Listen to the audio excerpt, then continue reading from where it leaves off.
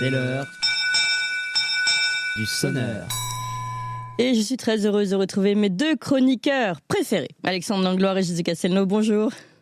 Bonjour Clémence. Bonjour Clémence. Alexandre Langloire, je rappelle votre dernier livre, Essayer la démocratie au bal masqué de la Macronie, édition Talma. Régis de Castelnau, vous êtes avocat à la Cour, mais surtout vous avez votre blog Vue du droit et encore vous êtes auteur de Une justice politique aux éditions L'Artilleur. Et oui, donc je proposais aujourd'hui qu'on commence par faire un petit peu d'actualité internationale parce que elle est forte et je sais qu'elle vous intéresse, avec notamment, on va commencer par ces tirs à longue, ces missiles à longue portée qui ont été autorisés par Washington à l'Ukraine. Eh bien, ça n'a pas raté. De la nuit de lundi à mardi, Kiev a frappé la région de Briansk en Russie. Et donc, la Russie accuse évidemment les Occidentaux de vouloir l'escalade. Elle promet une réponse appropriée. On pourra aller dans le détail un peu plus tard.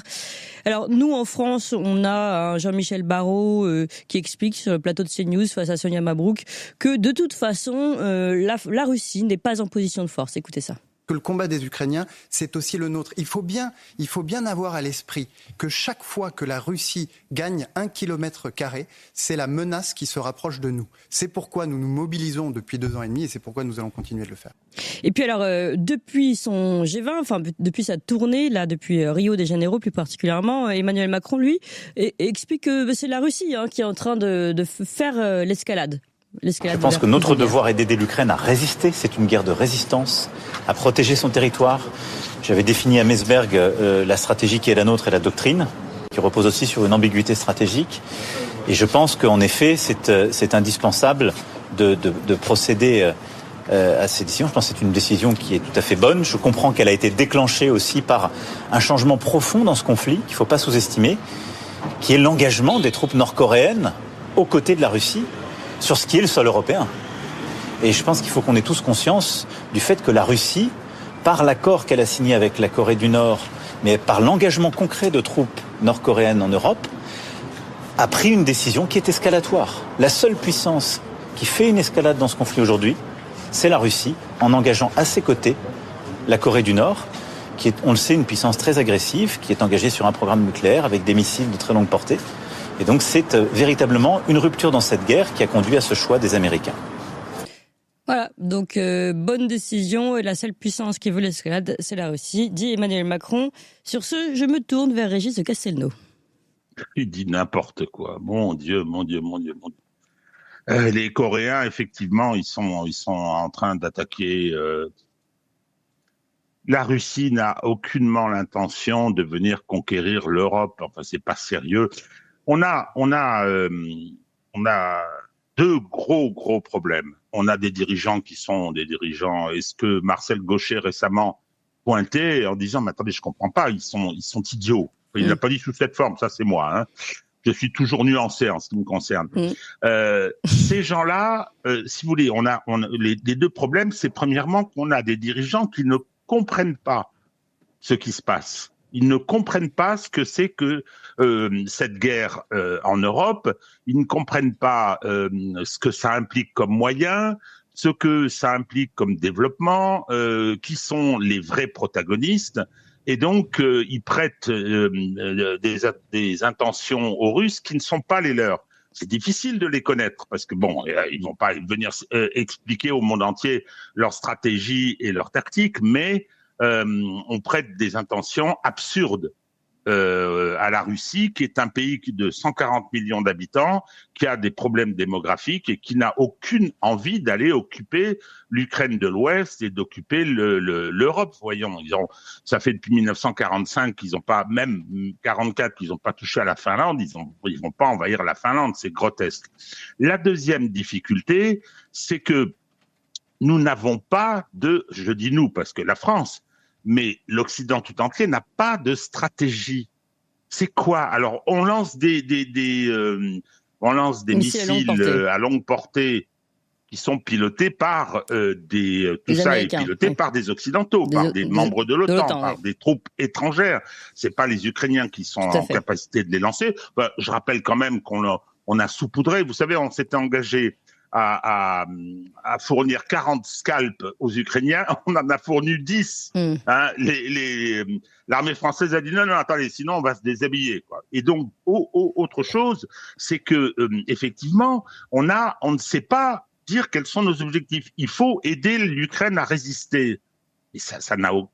Enfin, écoutez, l'Ukraine, elle a une partie de son territoire qui est amputée. Elle fait l'objet d'une guerre d'attrition. C'est-à-dire que comme les Russes ne veulent pas d'une puissance militaire à leur porte, une puissance militaire téléguidée par les Occidentaux, hein, eh bien ils continuent à masser, à broyer, et nous, on n'a aucune espèce de véritable réponse à ça. Diplomatie, pas diplomatie. Qu'est-ce que ça veut dire? Alors on entraîne une brigade, on va envoyer 2000 bons hommes qu'on aura au hachoir à viande, mais quelle est notre stratégie? Quels sont nos objectifs? Et s'il n'y a pas d'objectif politique, il peut pas y avoir véritablement de stratégie. Donc, on a un double handicap. Premièrement, des dirigeants qui ne comprennent pas ce qui se passe. Et deuxièmement, une absence totale d'objectifs stratégiques lisibles. Ça change tout le temps depuis 3 ans. Alors, Régis, ça change tout le temps. Vous dites, ils n'ont pas de stratégie, ils ne comprennent pas. Est-ce qu'il n'y a pas de stratégie ou est-ce que justement, la stratégie, c'est pas de mettre de l'huile sur le feu? Je rappelle que donc Donald Trump a été élu. Il reste 60 jours avant qu'il prenne place et que c'est à ce moment-là que Joe Biden, mais pas, on l'a pas vu le faire. Et d'ailleurs, il n'est pas cité directement dans les articles qui ont révélé ce feu vert.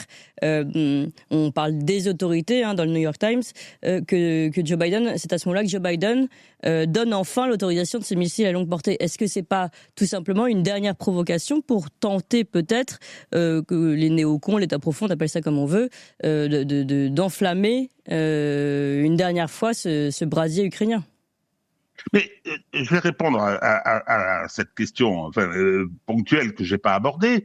Oui, effectivement, on peut se demander qui a décidé ça, cette autorisation. Attendez, c'est pour envoyer des missiles qu'on n'a pas en grand nombre jusqu'à 300 kilomètres à l'intérieur du territoire russe. Vous avez vu la taille du territoire russe? Ils s'en moquent, les Russes. Donc ils répondent à la gesticulation par de la gesticulation aussi, ça c'est normal. Ils ont une opinion publique, ils disent, écoutez, si vous nous attaquez vraiment, et le fait de nous envoyer des missiles à longue portée veut dire que vous êtes co-belligérants, bravo Emmanuel Macron, ça mériterait peut-être d'en parler au Parlement. Mais ce qui est encore plus grave concernant nos dirigeants, alors je parle même pas de ce pauvre Jean-Noël Barrot qui comprend rien, qui dit n'importe quoi.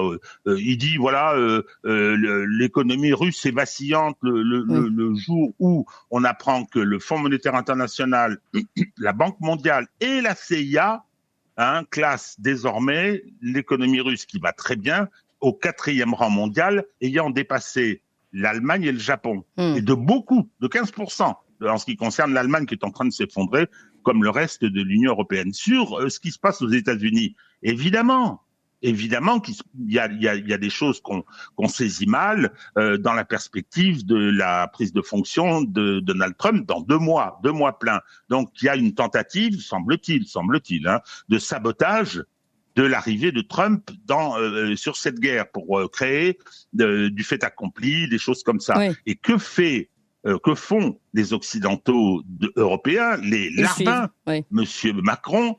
Immédiatement, ils prennent le parti des néocons démocrates américains. Ce que disait sur votre chaîne Clémence Éric Dénessé, il disait l'influence américaine est puissante en Europe, mais l'influence américaine démocrate.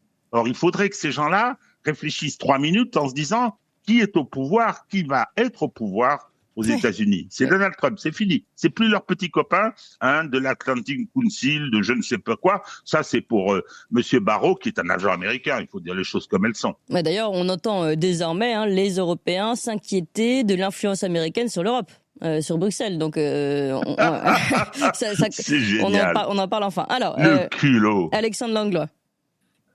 Pour une fois, Emmanuel Macron a été très honnête dans son discours. Il a dit « J'entretiens une ambiguïté stratégique ». Savoir qu'en fait, il sait pas du tout ce qu'il fait et il l'a reconnu. Voilà, pour moi, ça c'est fait. Donc voilà, donc pour une fois, un point d'honnêteté.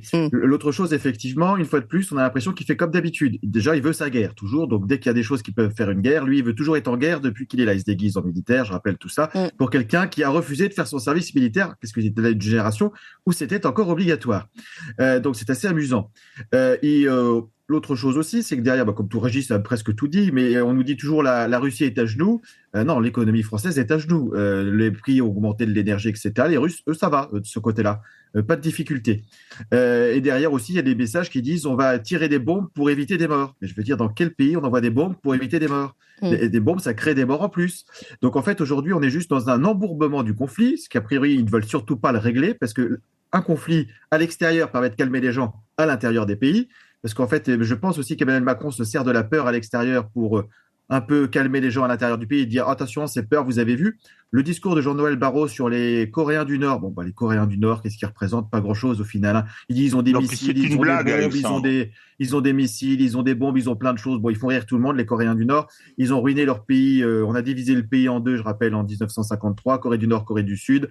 Ça fait 70 ans qu'ils ruinent leur pays, alors qu'ils avaient plus de ressources naturelles que la Corée du Sud. Bon, aujourd'hui, ils essayent de s'occuper un peu parce que il va y avoir des problèmes. Donc, en fait, on est sur l'Ukraine sert d'exutoire à des problèmes de politique intérieure pour les pays occidentaux. Et la petite chose amusante, effectivement, comme ça a été souligné, tout le monde se dit on est sous influence américaine. En Europe, oui, on était sous influence américaine démocrate qui arrosait tout le monde et qui corrompait tout le monde. Et aujourd'hui, les gens se disent mince, qui c'est qui va nous filer le petit billet pour qu'on agisse dans le bon sens? Voilà, à qui on va vendre Alstom, à qui on va vendre des turbines de nos sous-marins nucléaires? Ça va être compliqué tout ça si on n'a plus personne en face aux États-Unis qui achète. Donc voilà, donc ils espèrent tous que ça se passe. Et après, il y a le petit précédent aussi quand même que de Zelensky qui reste au pouvoir sans élection parce qu'il y a la guerre. Donc peut-être qu'il y en a qui se disent tiens, si on arrive à vraiment provoquer une bonne guerre, ça va permettre de régler le problème de stabilité de certains pays où les dirigeants sont pas sûrs de rester s'il y avait des élections. Voilà, ou s'il y a des élections, peut-être pouvoir dire qu'au nom de la guerre, on peut continuer ce qu'on faisait avant et pas changer le gouvernement, peut-être pour les États-Unis. Donc il y a plein de raisons, c'est tout à fait lunaire.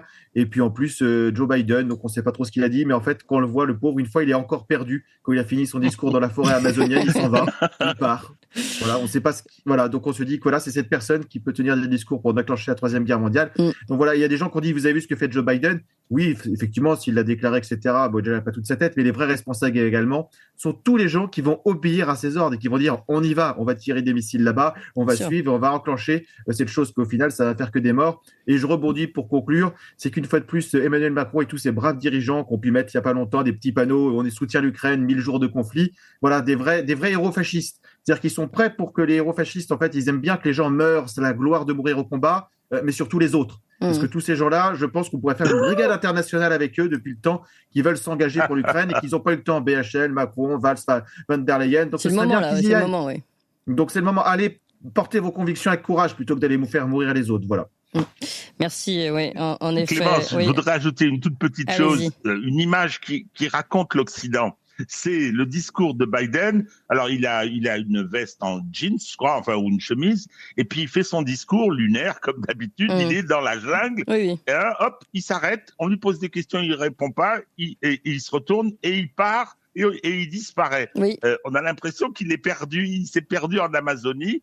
C'était lunaire, cette séquence, c'était extraordinaire. Alors on l'a, la séquence, mais on va pas vous la passer, puisque c'est l'occasion pour moi de faire un peu de teasing, un peu de suspense, et vous donner envie à vous tous, chers amis, on est déjà 4000 ici en direct, il me faut plus de pouces d'ailleurs, de voir cette séquence dans les Tintins, évidemment, qui va nous permettre de revenir sur toutes ces images un peu rigolotes de la semaine, enfin rigolotes, sauf quand on sait ce qu'il y a derrière. Mais bon, d'ailleurs, en parlant de ce qu'il y a derrière, alors c'est une info Bloomberg, mais tout de même, je voulais avoir votre avis. Ça n'a pas été encore confirmé dans nos médias à nous. C'est pas forcément, d'ailleurs, un gage de garantie, mais bon, enfin un gage d'une véritable confirmation. Mais d'après Frédéric Egui, qui cite le Bloomberg, l'origine de Kiev aurait encore tiré d'autres tirs, des Storm Shadow dans le territoire russe. Bloomberg, c'est une source anonyme occidentale, donc pour le moment, faut rester méfiant. Malgré tout, cela pourrait continuer, en effet, de provoquer cette escalade au niveau de la scène ukrainienne, juste avant la prise de fonction de Donald Trump. Vous avez suivi ça ou pas, Régis de Castelnau ? Non, j'ai pas vu qu'il y ait eu, mais une nouvelle bordée de missiles. D'abord, des missiles, ils en ont pas beaucoup, et d'une. Chaque missile coûte plusieurs dizaines de millions de dollars. Bon. Deuxièmement, la défense antiaérienne russe est la meilleure du monde. En général, c'est très difficile de passer. Enfin, je pense que Donald Trump doit être enchanté de ce qui se passe. Enfin, c'est quand même extraordinaire. Il est en train de nommer.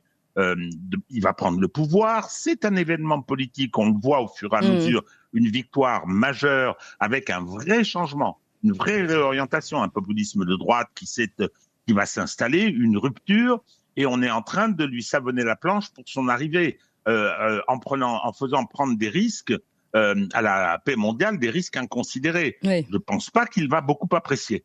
Je pense pas. Donc c'est la preuve aussi de la difficulté occidentale, des difficultés occidentales. Ce bloc est fissuré, dirigé en ce qui concerne l'Union européenne par des imbéciles.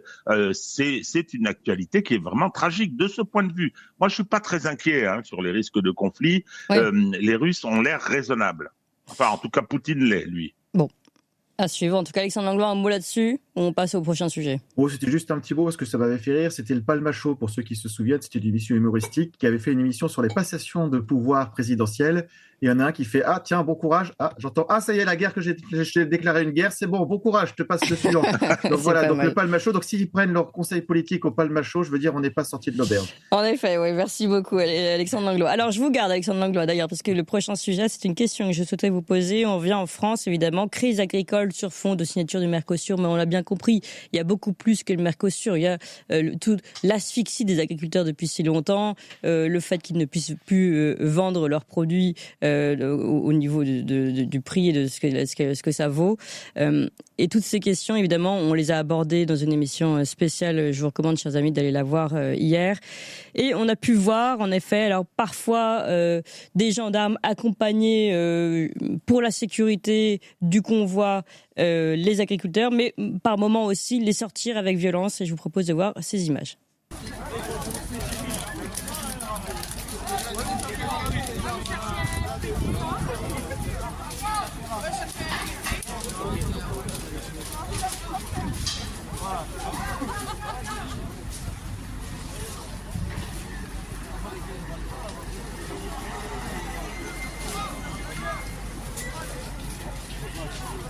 Donc, je suis pas sûre qu'on ait tout à fait les bons extraits. C'est pas grave, on peut laisser. Enfin, ouais.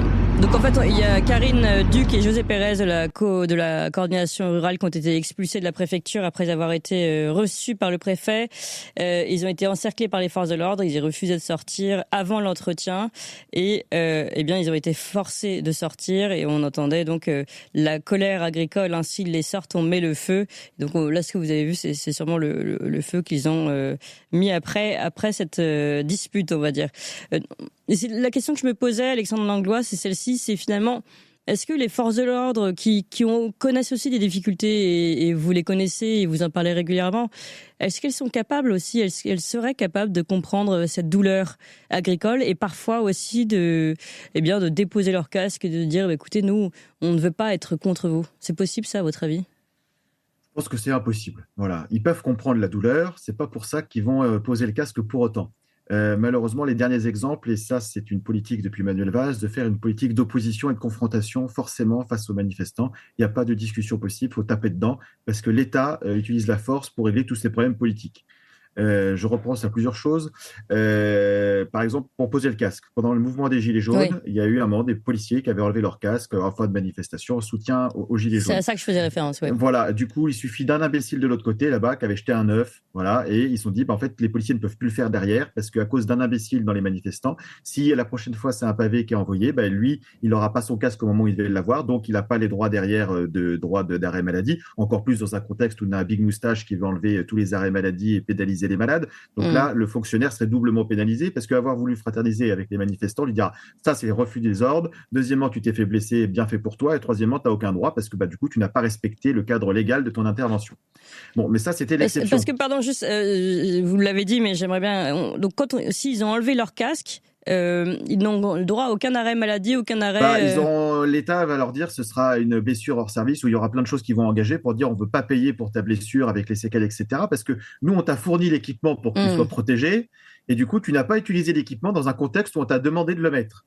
Donc, du coup, pourquoi la collectivité va payer ton ânerie ? Enfin, tous les cas, le ministère de l'Intérieur. Tu auras tes droits normaux comme si tu avais eu un accident, mais tu ne seras pas pris en charge en blessure en service. Enfin, il y a tout un jeu juridique qu'ils vont mettre en place pour dire on va payer le moins possible parce que c'est de ta faute. Voilà. Et pire, imaginons que le pavé tombe mal ou qu'on envoie quelque chose d'autre et que la personne, le policier meurt.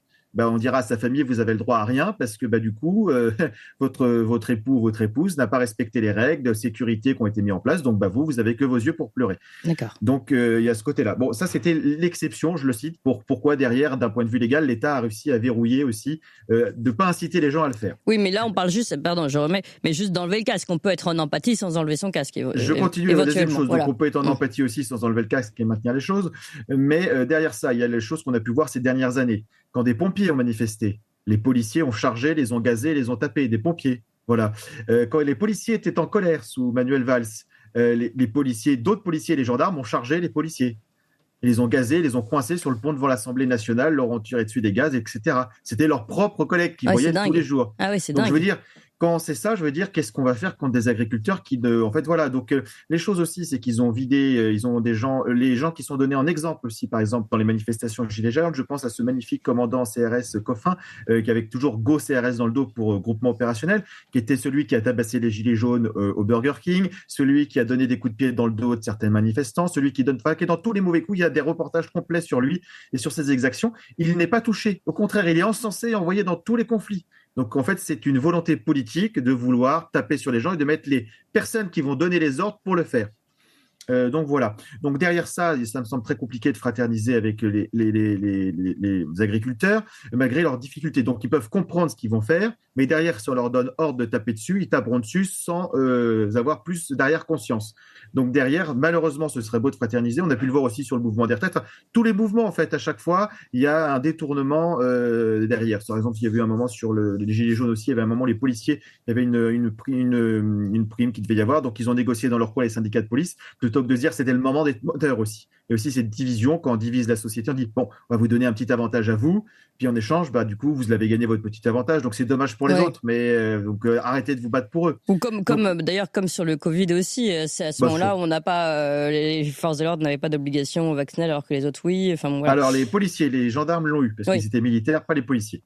Ce qui donnait des choses assez lunaires. D'ailleurs, on pouvait rentrer dans certaines cérémonies, il fallait un passe vaccinal, mais si on avait sa carte de réquisition, on pouvait rentrer quand même quand c'était des cérémonies du ministère de l'Intérieur. Donc, oui, mais donc là, on s'entendait bien que c'était le privilège fait pour que ces personnes-là puissent tenir l'ordre contre les autres.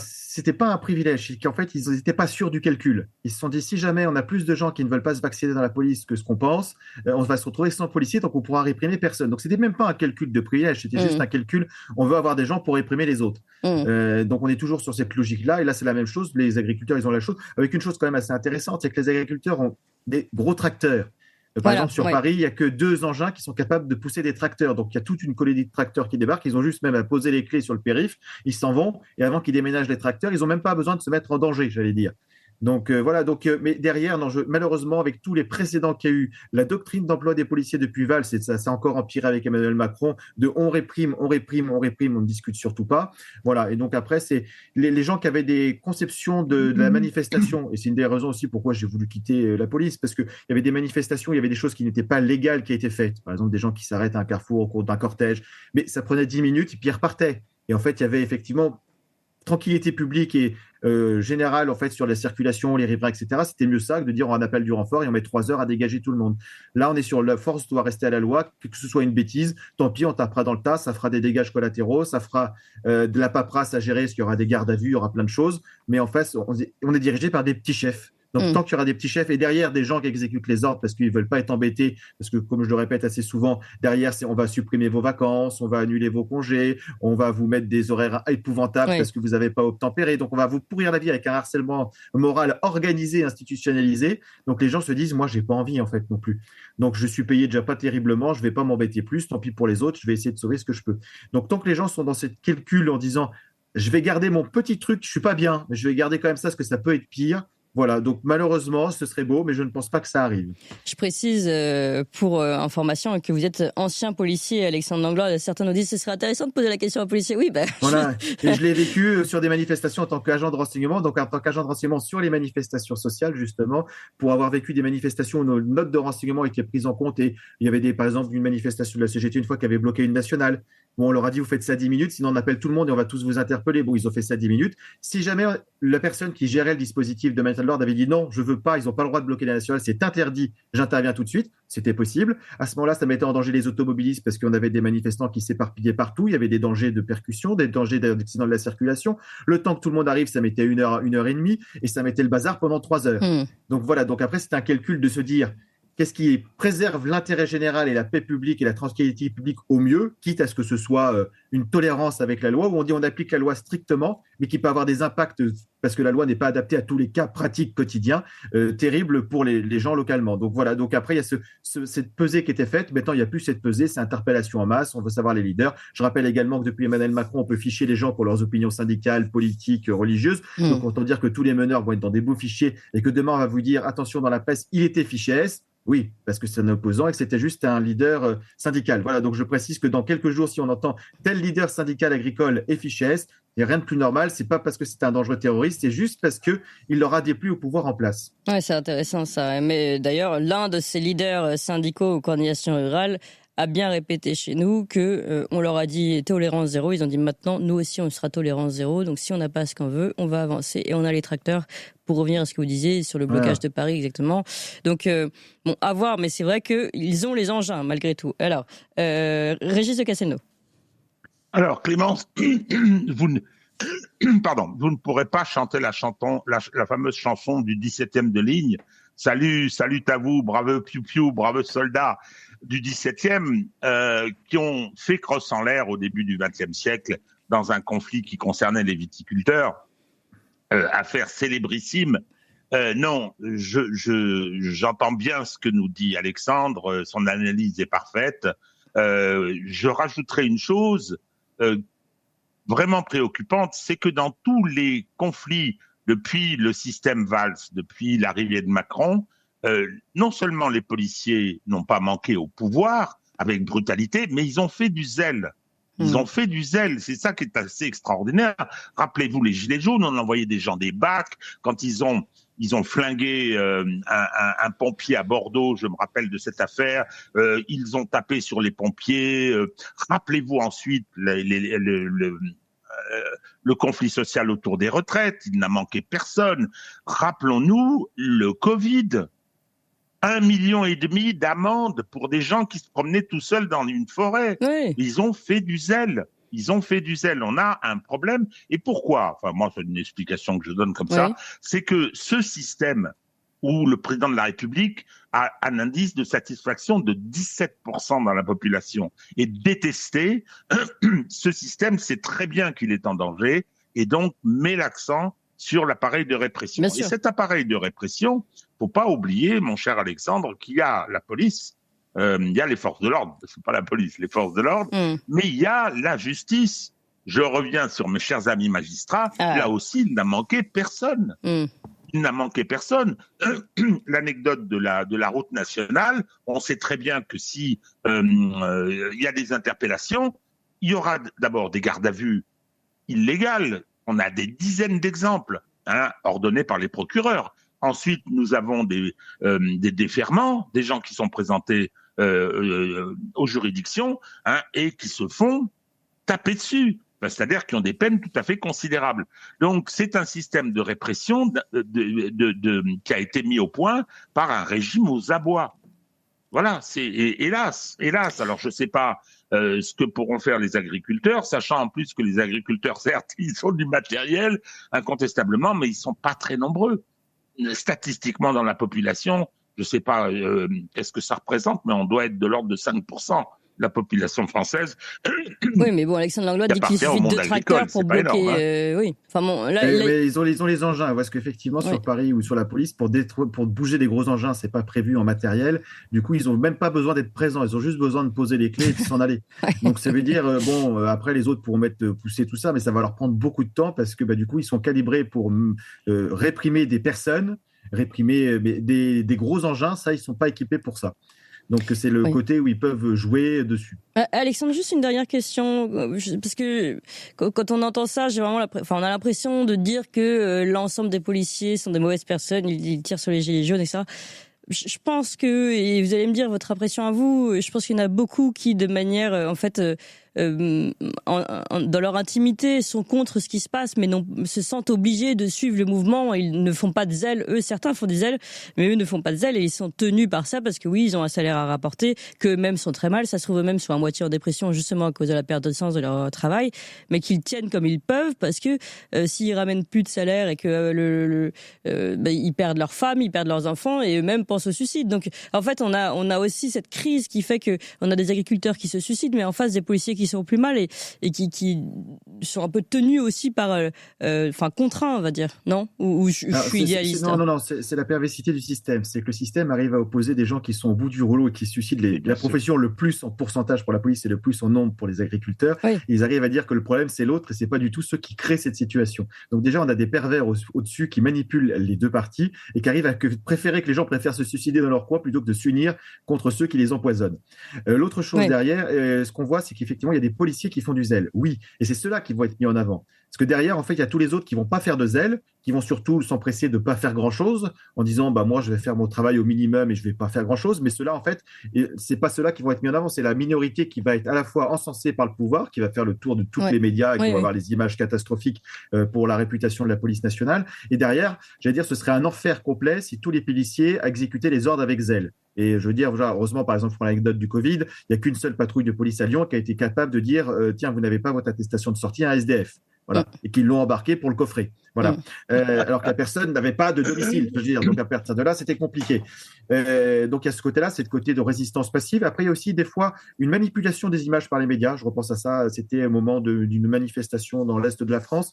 C'était des retraités et le commandant de CRS avait dit, on lui avait donné l'ordre de dégager la place. Et il avait fait de la résistance passive. Et ça, on ne le voit pas forcément. De premier temps, il avait dit, moi, je ne suis pas chef du dispositif, donc ça doit être le préfet qui donne les ordres. Moi, si le préfet ne donne pas les ordres et qu'il n'est pas sur place, ce n'est pas mon problème. Donc, ils avaient fait déplacer le préfet pour qu'il donne l'ordre de déplacer tout le monde. Après, il avait dit, on y va les gars, mais on ne prend pas les matraques, on prend que les boucliers pour pousser les gens, pour ne pas être offensif. On va les pousser juste avec les boucliers.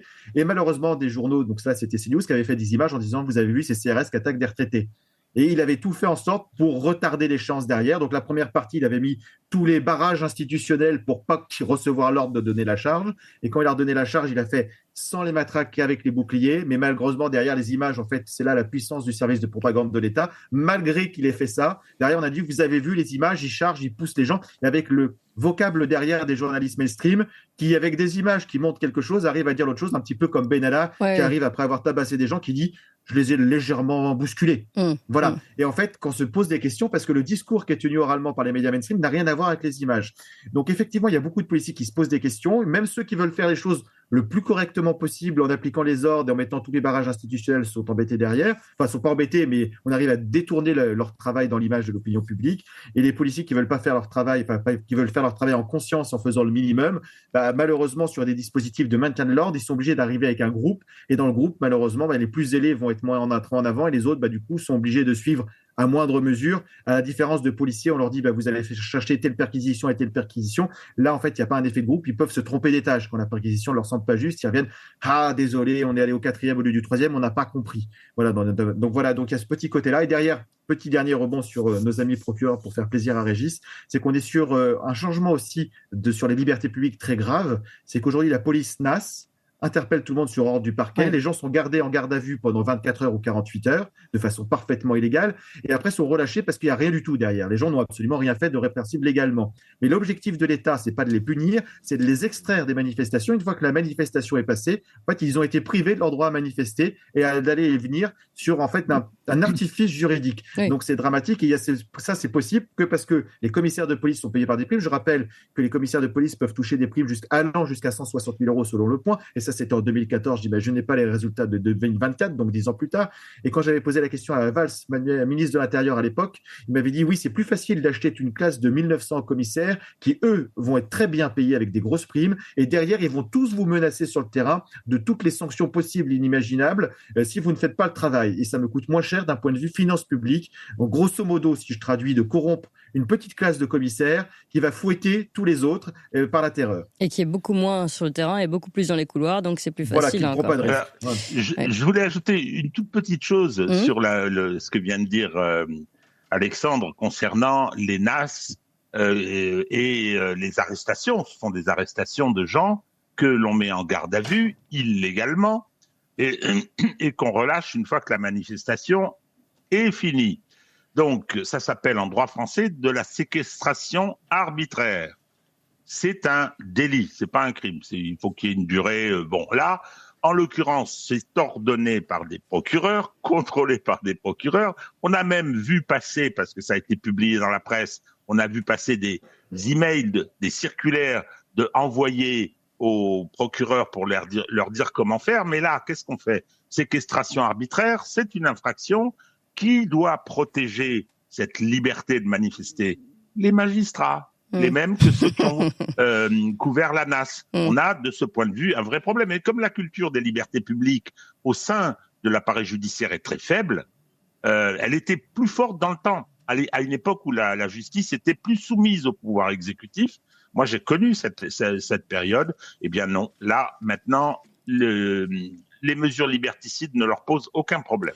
Alors, je fais un petit point d'abord, et vous êtes nombreux dans le chat à me demander où on en est par rapport aux autres médias, parce que c'est devenu un peu la course, vous le savez, ici. On est 6200 directs en instantané sur ce YouTube. On me dit qu'il n'y a que la moitié qui ont mis des likes sur cette vidéo, alors qu'il faut que tout le monde mette des pouces si on veut pousser et être devant France 24 qui est à 7600. Donc, ils sont encore bien loin devant ce matin, hein, on va pas pérorer. Donc, allez-y les amis au travail, il me faut des pouces, des likes, des cœurs et appelez vos amis, vous le savez, on est quand même bien devant France Info et tous les autres, rassurez-vous, il n'y a que France 24 devant nous quand même. Hein. Mais allez, je compte sur vous, mettez des pouces, des cœurs, on continue. On va aller sur l'affaire Palmade. Là, on est vraiment dans l'affaire franco-française, puisque vous le savez, le procès de Pierre Palmade s'est ouvert hier, donc, au tribunal correctionnel de Melun. L'avocat des parties civiles, maître Mourad Batik, lui a débuté l'audience en lançant le débat sur le statut juridique du fœtus, en particulier celui que Mila, donc la passagère du véhicule qui a été percuté par l'artiste, ce fœtus qu'elle a perdu dans l'accident du 10 février 2023. Alors, le problème, dira l'avocat des victimes, le droit français protège mieux les animaux domestiques que l'enfant à naître. À ce sujet, une autre avocate qui est spécialisée en droit routier, maître Alexia Descamps, a été interviewée sur CNews et voilà ce qu'elle explique. Juridiquement, ça dépend. Si le bébé avait respiré ne serait-ce que quelques secondes après l'accident, quand elle a accouché, on aurait considéré que c'était un bébé, que c'était un être humain en fait. Là, c'est considéré par la loi comme un fœtus, même si ça peut paraître choquant. C'est toute la contradiction entre le droit et la morale. Les règles juridiques sont très claires sur la question. Si il est né mort, du moins s'il n'a pas respiré, eh bien, il ne peut pas être considéré comme un être humain. Voilà, Pierre Palmade a finalement été condamné dans la soirée à 5 ans de prison, dont 2 fermes. Il a, je le précise, présenté ses excuses à la famille. Je voudrais leur demander pardon. Je crois qu'ils ne le veulent pas, mais je voudrais. Et il a dit qu'il aura toujours la mort de ce bébé sur la conscience. Il a précisé qu'il le considérait bien comme un bébé, voilà, Pierre Palmade. Et cette affaire, cette terrible affaire Palmade, pour le coup, cette fois-ci, je me tourne d'abord vers vous, Régis de Castelnau. Alors, une première observation relative à cette notion d'homicide involontaire au lieu de blessure involontaire, liée au fait que cet enfant à naître est mort et qu'il n'est pas considéré par le droit comme un être humain. C'est une question délicate. C'est une question délicate parce que et ça renvoie, y compris très en amont, sur les problèmes liés à l'embryon. C'est une approche philosophique, c'est une approche aussi qui peut être idéologique, qui fait que on a décidé de mettre un moment où on devient un être humain avec toutes les conséquences qui se rattachent à ça. Ça, c'est ma première observation. Ouais. Je dis qu'il faut manier ça avec précaution parce que c'est une question qui était extrêmement délicate. Deuxièmement, l'incrimination dans cette affaire-là, homicide involontaire ou blessure involontaire, n'a pas grand intérêt. Ça changera pas grand-chose au traitement de l'affaire parce que la mort de cet enfant, moi je vais le prononcer comme ça, c'est la mort de cet enfant parce que bon, il était à naître, il allait arriver, vous vous rendez compte pour la famille que ça représente, on leur a arraché un enfant, incontestement, même si les témoignages de la mère il faut sont bien terribles, qu'on applique qu'on applique des règles. Donc, mais c'est le tribunal qui allait juger n'allait pas être concerné par cette qualification homicide involontaire ou coups et blessures involontaires. La sanction, c'était globalement, et elle intégrait la mort de cet enfant. Deuxième observation, c'est la façon dont ça s'est passé. Bon, c'est une affaire qui touchait la France d'en haut, qui touchait les vedettes, etc. Il y avait un côté de dépravation totale qui a été un petit peu passé sous silence. Il y a eu une espèce de protection autour de cette affaire qui a provoqué une émotion tout à fait considérable, et c'est normal. Et donc, on l'a traité. Je pense que l'instruction s'est bien passée, mais je trouve que la façon dont l'audience s'est déroulée, il y a un côté expéditif et une sanction que je considère comme, et pourtant je suis avocat, je la considère comme relativement légère. Relativement légère parce que c'est une affaire emblématique qui pose la question de la sécurité routière, mais qui pose aussi la question de l'usage par cette France d'en haut, et on en parle quasiment régulièrement, ma chère Clémence. On suit l'actualité. Oui. Avec un palmade gavé de chemsex, comme M. Kerbrat, puisqu'on a appris que le parlementaire LFI avait détourné de l'argent de l'Assemblée nationale pour se fournir également pour ce genre de choses. Je trouve que la durée de l'audience, c'est-à-dire que l'audience sur un jour, j'étais étonné, moi les aussi. réquisitions, les plaidoiries et ce qu'on appelle dans notre jargon la décision sur le siège, je trouve que c'est quand même expéditif. Oui. Ça fait 4 mois qu'on a l'affaire de Mazan, ce que je trouve pas normal du tout. Et là, je trouve qu'il y a ce côté expéditif et une peine que je trouve très modérée. Ça laisse une drôle d'impression. D'accord. Mais parce que quand même, moi je me suis dit que quand même, j'y croyais même pas à ces 2 ans fermes, parce que c'est déjà rare, on va dire, pour le col blanc. Bracelet ? Oui. C'était le minimum qui pouvait... C'est 2 ans fermes bracelet, en fait. Oui, d'accord, ok. Et puis vous noterez aussi l'adéquation entre les réquisitions et la décision rendue sur le siège, comme j'ai dit tout à l'heure. Ça veut dire que tout ça a été concerté en amont. Et je pense qu'il y avait la volonté de un petit peu, non pas d'étouffer, c'est pas ça la question, mais la volonté de parler le moins possible de cette affaire. Parce qu'elle implique beaucoup de choses. Elle implique beaucoup de choses. La dépravation de la France d'en haut. J'utilise le terme dépravation à dessein. Oui. D'accord. Alexandre Langlois. Moi, je trouve que c'est dommage. On n'a pas vu Bruno Retailleau qui parle de la lutte contre la drogue et que la drogue tue des gens. Du coup, absent. Voilà. Toujours, dès que ça touche le Sénat, l'Assemblée nationale, il y a une affaire emblématique où il pouvait dire « Vous avez vu le résultat, voilà ce qui se passe ». Bruno Retailleau, il était en vacances. Donc, du coup, Donc, lutter contre le trafic de stupes, oui, mais pas dans la classe dirigeante. Parce que là, c'est ses habits, c'est différent. Donc, ça, c'est la première chose. La deuxième chose aussi, c'était plus sur le débat philosophique de l'enfant. Effectivement, derrière, si on se dit, ça remet en cause aussi les débats philosophiques sur l'IVG, ça remet en cause plein de débats derrière. Et ça, ils veulent pas mettre la main dedans. Donc, et pourtant, l'opinion publique se dit que là, le bébé, comme il devait arriver, qu'on avait passé justement la période d'avortement, du coup, normalement, les gens comprennent de façon empathique que c'était un bébé arrivé, que c'est un meurtre. Donc après, comme dit Régis, la justice, justement, peut prendre les libertés de juger sans tenir compte d'un cadre légal et de mettre des peines plus fermes. Mais au final, la peine ferme, 2 ans avec un bracelet, et puis après, on parle des remises de peine, etc., ça va pas aller très loin. Donc pour un État qui veut lutter contre les narcotrafiquants, et on le rappelle depuis très, très longtemps, ça pose beaucoup de questions. Et la protection, une fois de plus, sur justement la protection de l'individu, de l'enfant à naître, etc., on est au niveau 0 parce qu'on aurait pu l'occasion de mettre un débat philosophique dessus. Non, je rappelle les derniers débats philosophiques sur ça a été l'IVG dans la Constitution, et le prochain débat philosophique sur la vie, c'est l'euthanasie.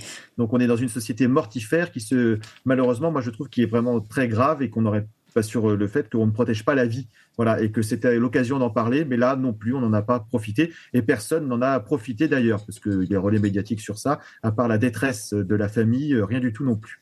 C'est intéressant, très intéressant ce que vous dit Alexandre Langlois, et on peut même le généraliser. On ne parle pas de la vie, on parle toujours de la mort ou de l'accompagnement à la mort. On ne parle pas de la santé, on parle et on soigne les maladies. C'est intéressant, et quand on en parle de santé ou de vie, on est très mal vu. Merci beaucoup à tous les deux, en tout cas Alexandre Langlois, Régis de Castelnau. En tout cas ici, on est très très nombreux.